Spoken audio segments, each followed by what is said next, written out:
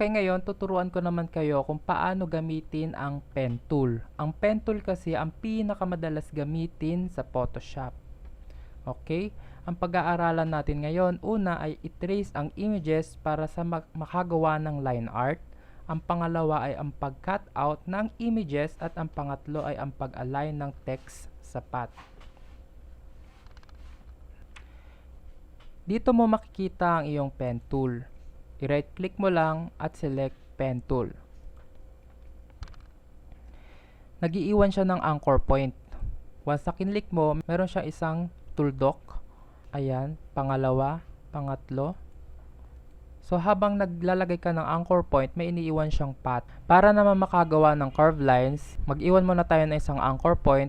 Sa pangalawa, i-hold nyo lang yung left mouse at i-drag para magkaroon na tayo ng bezier curve. Yan. Kung gusto nyo i-adjust, gagamit tayo nito, direction tool, direct selection tool. Pwede nyo i-move yan. Yan. Or, pwede nyo naman itong i-move. So, yung dalawang line sa magkabilang gilid, na-move siya. Pwede nyo namang i-hold ang Alt at i-move lang ito. So, ito lang yung mamove. Kung gusto mo naman na straight line lang yung path, i-hold mo ang shift para sa pangalawang anchor point mo para maging straight yung kanyang path. So, lahat ng ginagawa nating paths, makikita natin dito sa Paths tab. Kung hindi ito makita, punta tayo sa window menu, i-click lang natin tong paths.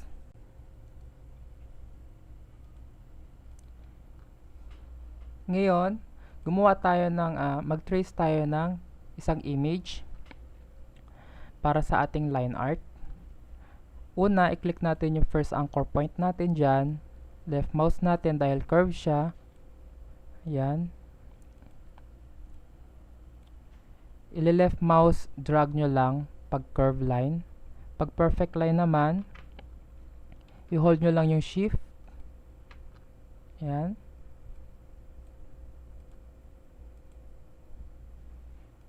Curve lines, drag nyo lang yung left mouse.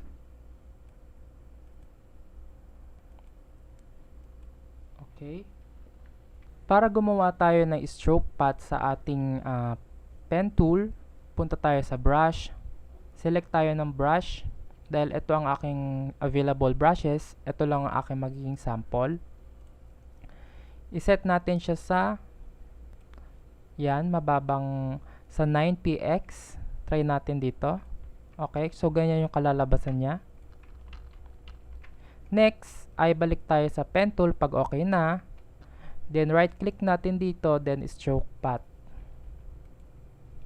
Select natin yung brush, then okay. Ulit, dapat mag-create muna tayo ng new layer. Yan. So, selected siya, then stroke path. Okay. Kung mapapansin nyo, pag hinide ko itong mag, meron na tayong stroke path. Ito ay ginagamit ng iba na mahilig mag-drawing gamit ang Photoshop. Pwede rin nilang kulayan after. Yan.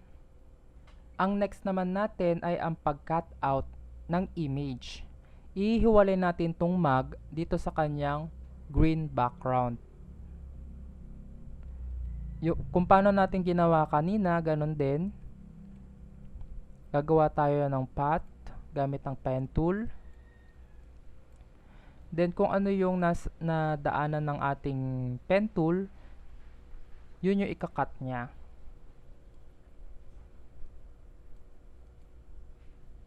Okay.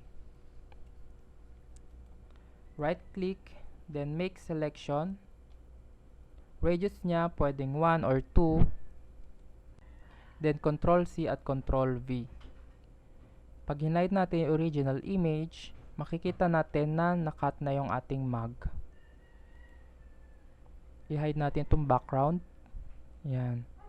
Kung gusto nyo naman i-cut ito, gawa ulit tayo ng path gamit ang ating pen tool. Ayan, dahil sample lang ito, mabilisan lang to. Right click, then make selection, okay, then delete. Kung mapapansin nyo, mayroong natira mga kulay green. Yan. So, practice lang ng practice para maging mas malinis pa yung inyong gagawin. Dahil sample lang ito, binibilisan ko lang. Ayan.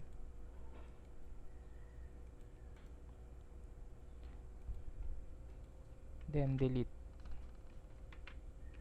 Okay. May pangalawang option tayo, ang vector mask.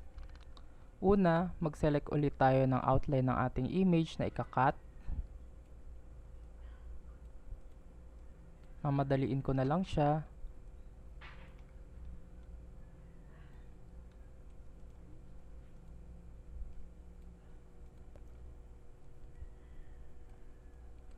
Ayan. Pagkayari, i-right click at i-select ang create vector mask.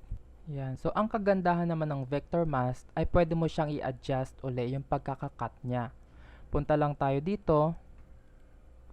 I-double click natin para lumabas itong kanyang properties.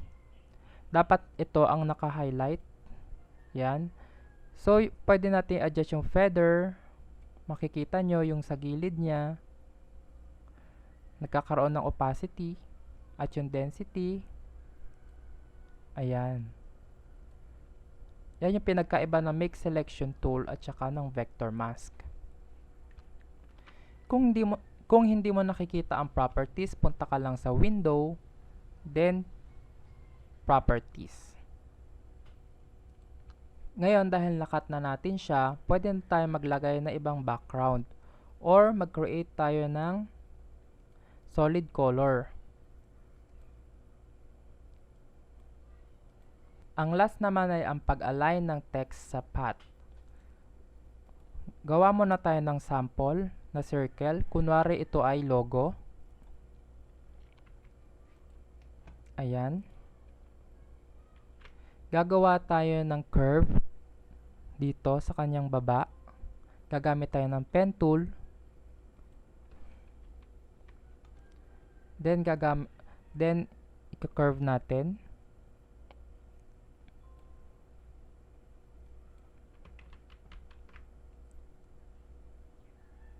Ayan.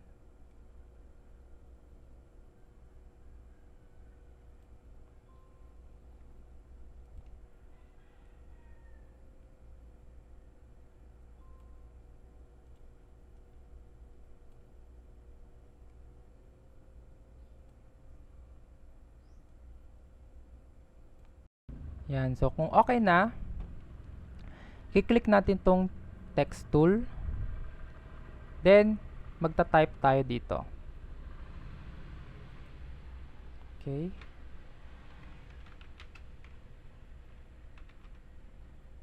Ayan. Pwede natin baguhin yung kulay. Gawin natin black. Pwede natin adjust yung kanyang font. Ayan.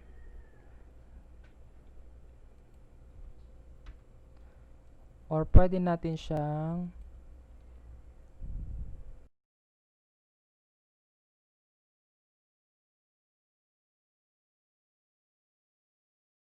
So, dito nagtatapos ang ating tutorial regarding sa paggamit ng pen tool. Maraming salamat. Don't forget to subscribe.